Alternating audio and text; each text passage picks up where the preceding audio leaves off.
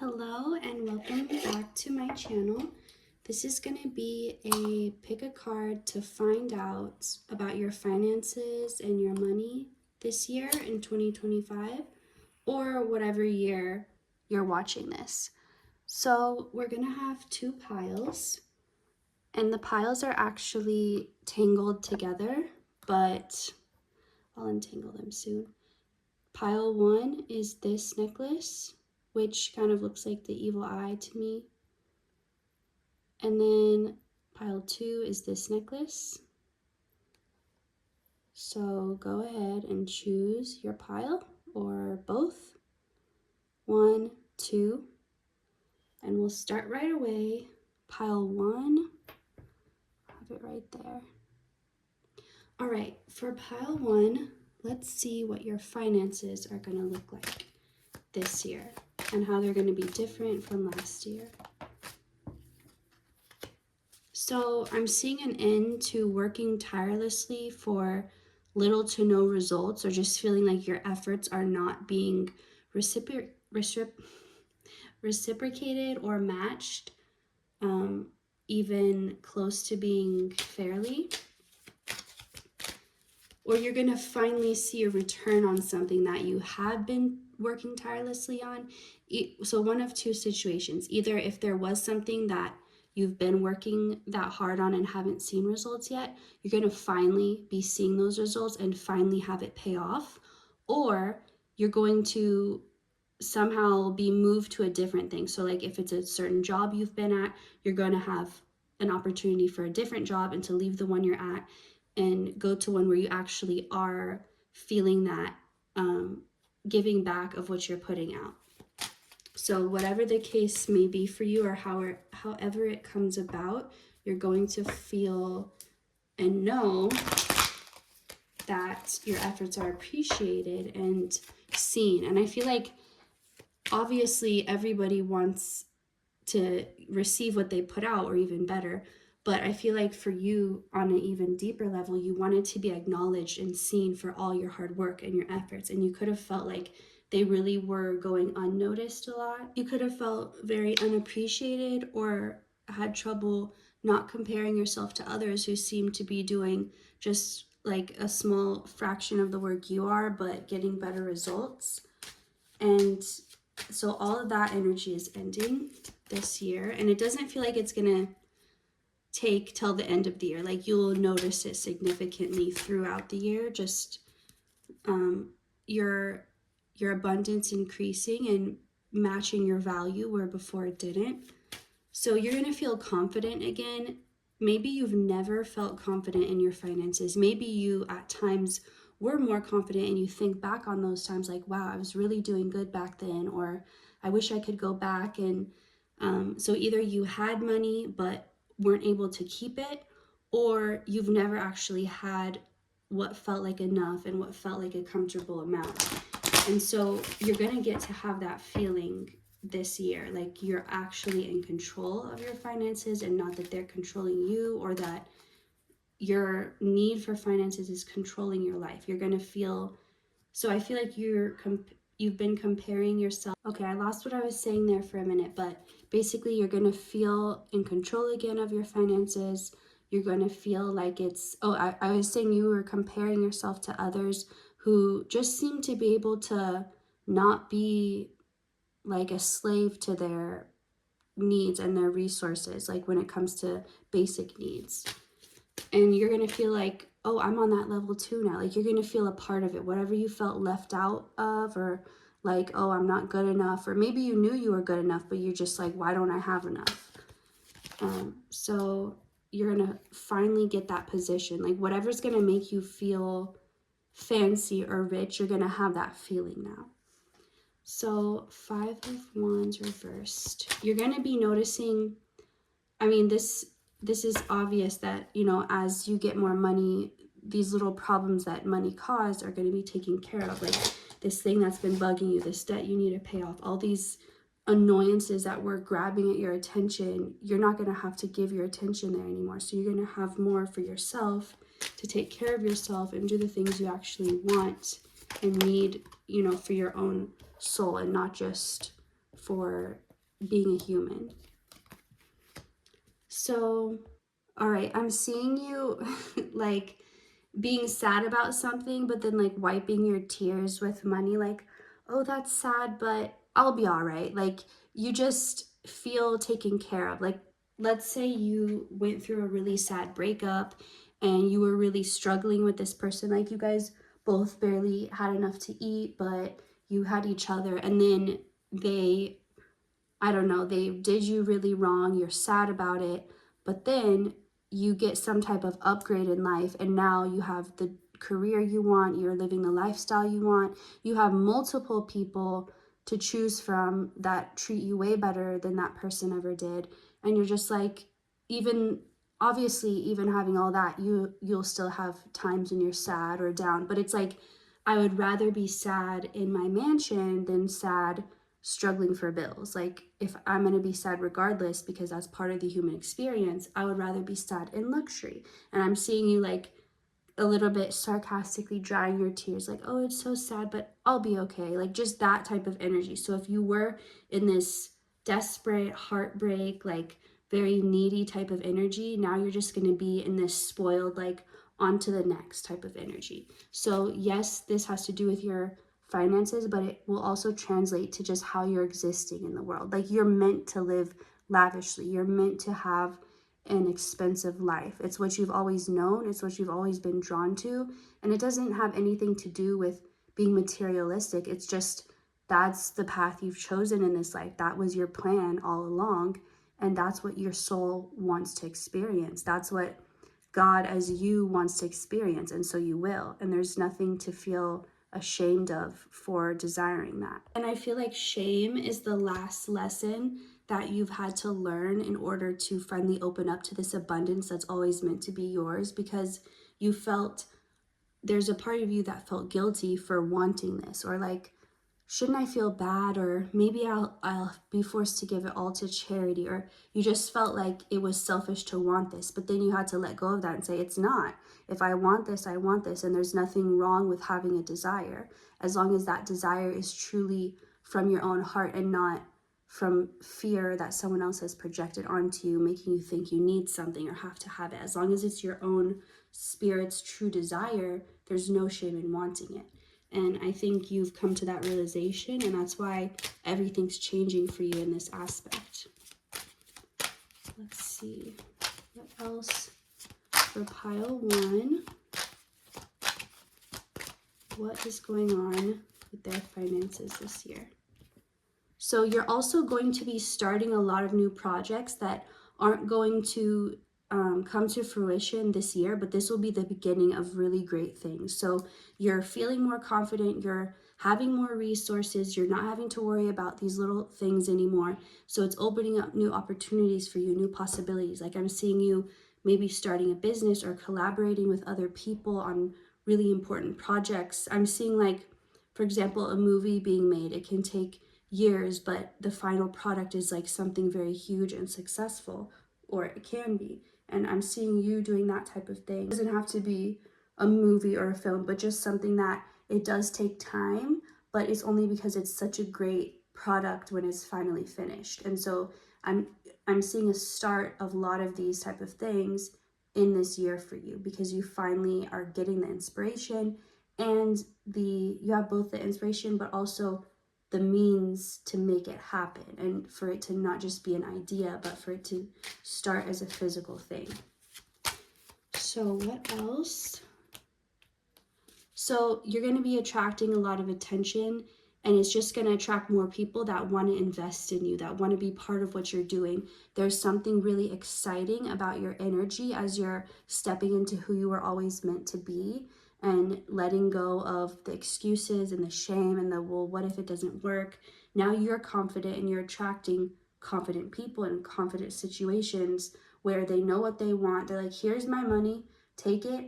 I want to be part of this. Like, there's no wishy-washy back and forth. Like, you're going to be interacting with people who know what they want. They're successful because they know what they want, and they go after it, and they don't waste time on meaningless things. Your energy is going to be very attractive, very magnetic, which is only going to attract more opportunities to you. And since you've done the cleansing of your energy, you're not going to be attracting things you don't want. Also, just because sometimes magnetism can have that effect, but you are filtering what you're attracting. So it's exactly what you desire or better. You're going to feel totally healed by the past, kind of like that example from before of like being heartbroken, but then you have this major glow up and you don't even care anymore because you've moved on, and you know now that you have way better opportunities. And like back then when you thought that was all you'd ever have, or you were too attached to it, it's because you didn't realize how many opportunities you really had.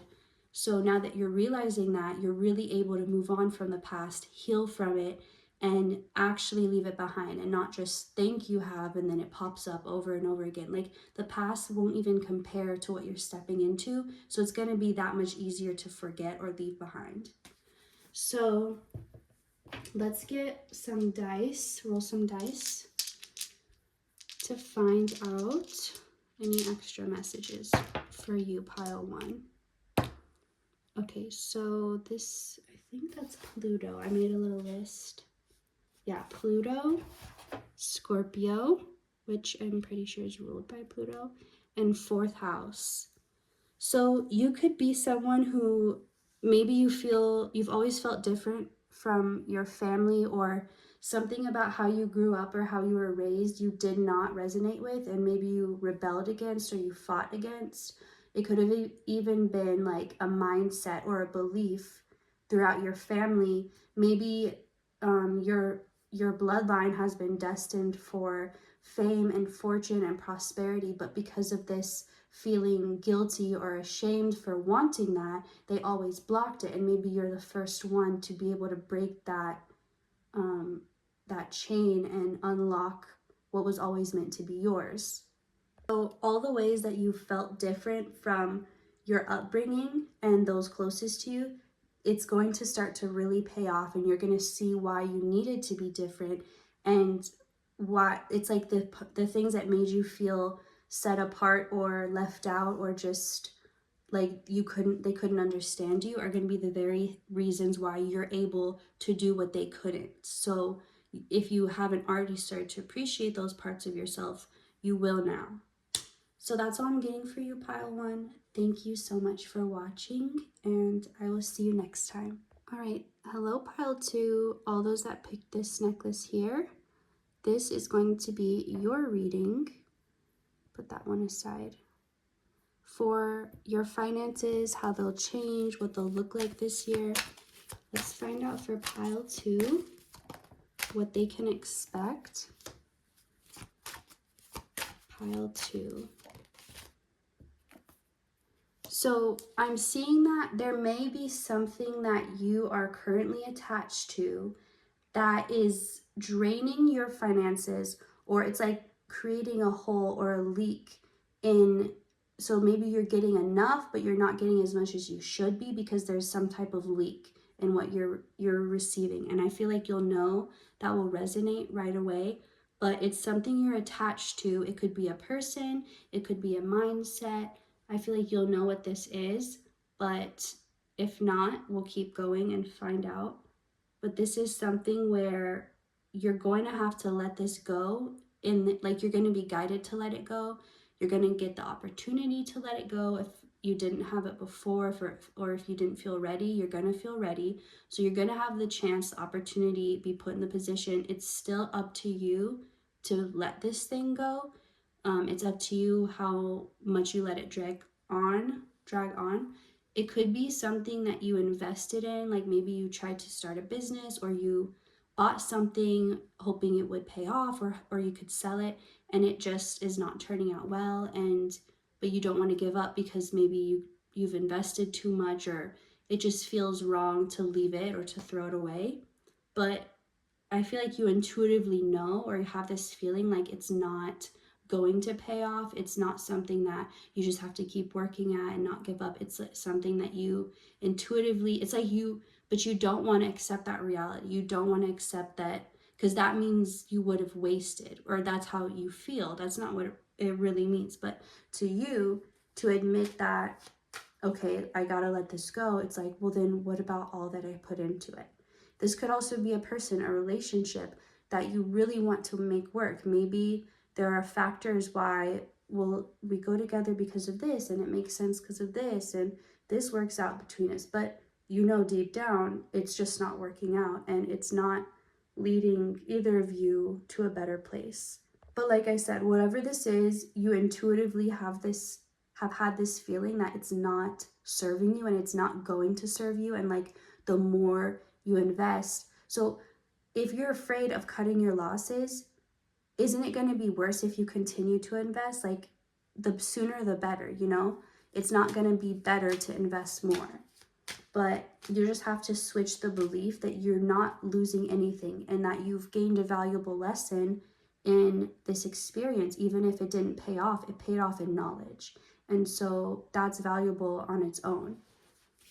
If you have more of that mindset, I think that's going to be easier for you to let this go. But you're definitely going to be, if it hasn't been made clear to you yet, it will this year, that this is, like, you won't even be able to argue with it. You'll know that this is something that is not helpful for you anymore. And when you make that decision to cut it off, you're going to be presented with new opportunities that you're not going to be able to see until you cut this thing off. So it's not like you can set up a backup plan like, well, if this doesn't work, I'll do this. You're not going to be able to see another option. This feels like the only option, but it requires you to have that leap of faith to cut it off, and then the other options will appear only after you've cut it off. Only after you take that leap of faith. But trust that new directions will appear, and you can't think of it, you can't imagine it. It's just going to be something that you can't expect or plan or predict for. But that also shows how good it is for you, because it's something beyond what you could imagine right now, or beyond what you think is even possible. It could be something that you could imagine it, but it just doesn't seem like it could ever happen. It seems a million miles away or very unlikely. But as soon as you let this thing go, it like comes into your experience so easily. So let's see, for pile number 2, what will their finance? Okay, I don't feel like this pile, like, finances are a huge struggle for you. It feels more like it's love or relationships that are your struggle. But it's almost like you try and ignore, I don't know, let me see what I'm getting here.